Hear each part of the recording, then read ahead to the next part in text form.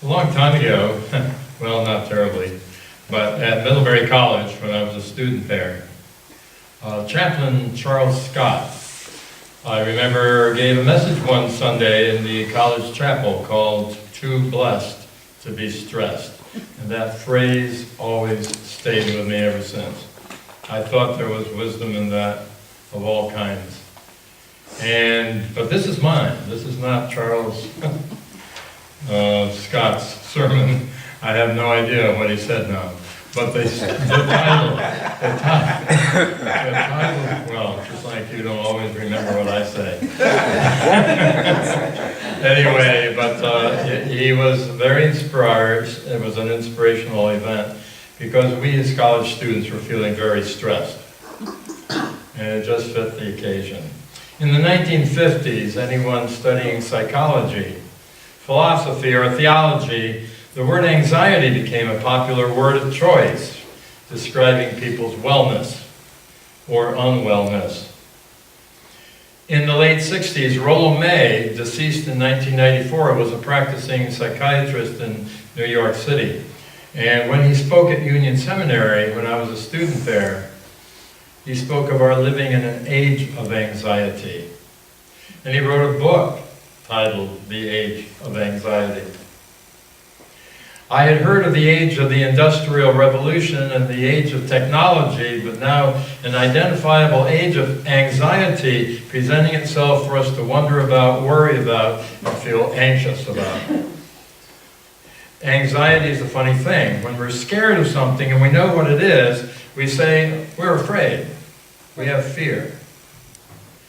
We know what we're dealing with when we know what the enemy is or what it is that we are confronting. However, when we're restless and fretful and we can't quite put our finger on why or what it is that is causing us to be this way, we say we are anxious. We're anxious about not knowing what's bothering me. I know I'm being bothered, but I can't tell you what it is. We're anxious but not sure about why. Not knowing why or what is part of what makes us anxious. A relative of anxiety is stress. So many people talk about their stress levels today and aren't sure what to do about it. We're most certainly living in an age of stress. That isn't to say that stress is always bad, but there's plenty of stress that is. And on the one hand, good stress keeps us alive and alert and healthy. We can't do without it, really. On the other hand, there is bad stress that wears us down and wears us out and throws many of life's opportunities away because we feverishly are trying to remove ourselves from stress. And we miss a lot of good things without even knowing what they were. One writer writes these lines, "We live in the age of the half-read page, and the quick hash and the mad dash, the bright light and the nerves tight, the brain strain and the heart pain, and the cat naps until the spring snaps." Help me complete some phrases we've all heard. I'm ready to throw in the towel. I'm at the end of my rope. I'm a bundle of nerves. I'm at my wits' end. Okay. Those expressions of feeling stress are familiar to us all and on the lips of many, sometimes our own. But it is no fun feeling that way. It's no fun remaining that way. It's not a sign of health when you, rather it is a sign of health when you seek a remedy rather than staying stuck like that. That kind of stress, or what I'd call stuck in the mud, has a proven relationship to migraines and stomach ailments and sinusitis and insomnia and many other physical symptoms and conditions. The mind-body-spirit connection is all too obvious. Some people's work life is stressful. Maybe someone can tell me if this is true, but I know I read it somewhere that in Denmark, There is outside the Parliament building in Copenhagen 3 stone figures guarding the entrance, and the writer said that these represent the earache, the headache, and the stomachache. And they are here to suggest if you enter into politics, you'll have all 3. I don't know how true that story is, but the point is still there. When you ask people how they are today, and when they take the time to answer, they often tell you how over busy they are. They just don't have time for everything that's on their mind to try to do. When it comes to bad stress, you hear people say, I'm stressed out, I'm strung out, I'm stretched out, I'm maxed out, I'm even burned out sometimes. Yes, I think we definitely are living in an age of stress, big time. And many do not have a clue of how to alleviate stress, gain some freedom from stress, and make positive use of stress. The truth is that if we were successful in removing all stressors from life, we would cease to be alive. And that's not what we're looking for either. Until his passing in 1982, renowned physician and endocrinologist Hans Selye gave 50 years of his life to the study of the causes and the consequences of stress on human health and wellness. He said so many things about the subject, but one thing stands out in my mind when he said, quote, adopting the right attitude can convert a negative stress into a positive stress. He's not saying the stress is going to go away. Your attitude toward it can change a negative stress into a positive stress. I sure do believe that because I've found it to be true for myself, true for many others for whom I have seen a dramatic change in attitude take place. Many of the stresses are still there, but the former attitudes have been transformed into new, healthy, and productive ones.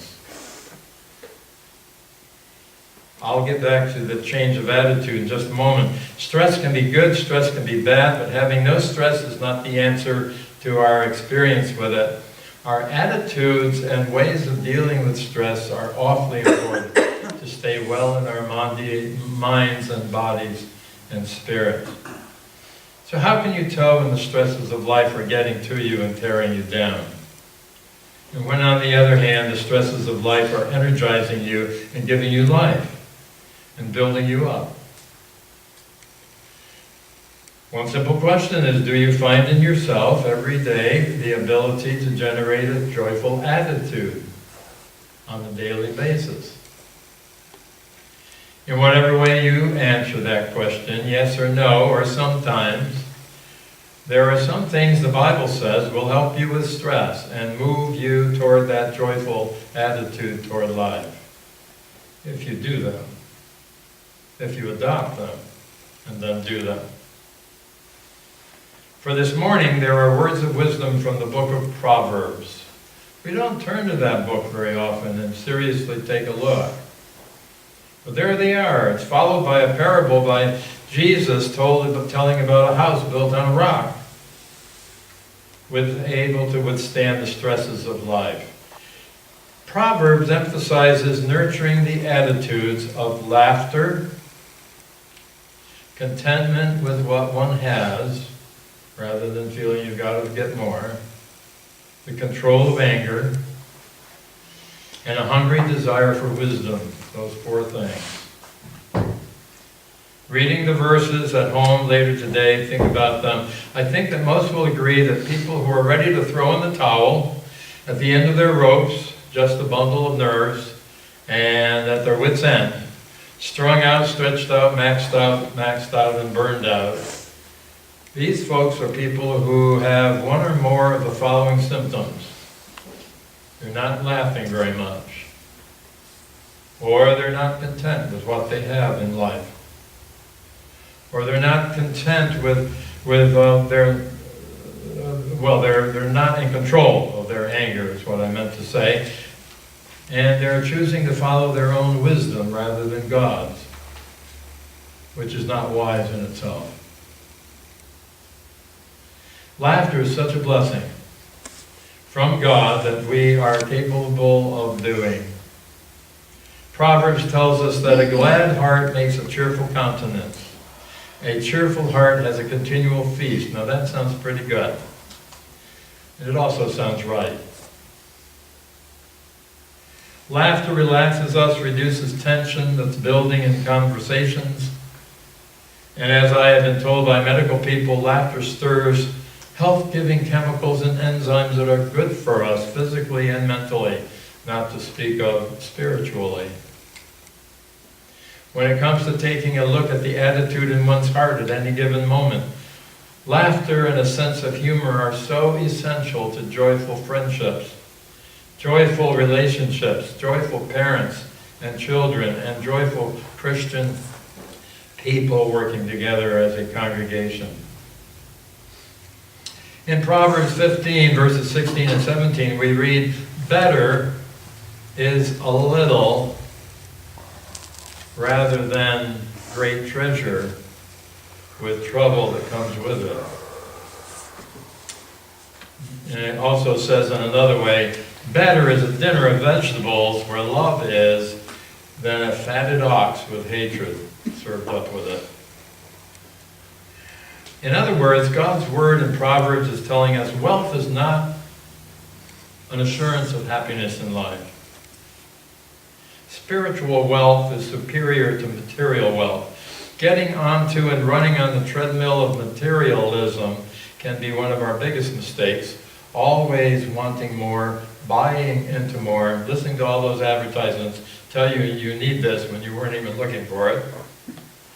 Creating unnecessary or some unbearable financial stresses, and never being satisfied with enough. Even Rollo May, from a psychiatric viewpoint, wrote something I find very telling. He wrote, it's an ironic habit of human beings to run faster when we have lost our way. Living on the treadmill of materialism is a major source of destructive stress that saps the energy of relationships and families while neglecting the very things about relationships that make all the difference in acquiring a joyful attitude toward life on a daily basis. If Rollo May is correct, the symptom of running faster and faster that we see so much in our world of today and in many of our lives may be a warning that we are losing our way from what God intends life to be. Oh, what we might learn to be content with just a little material to meet our needs and a lot of love to meet the needs of others. What contentment there is in that. God's word in Proverbs also says, be slow to anger.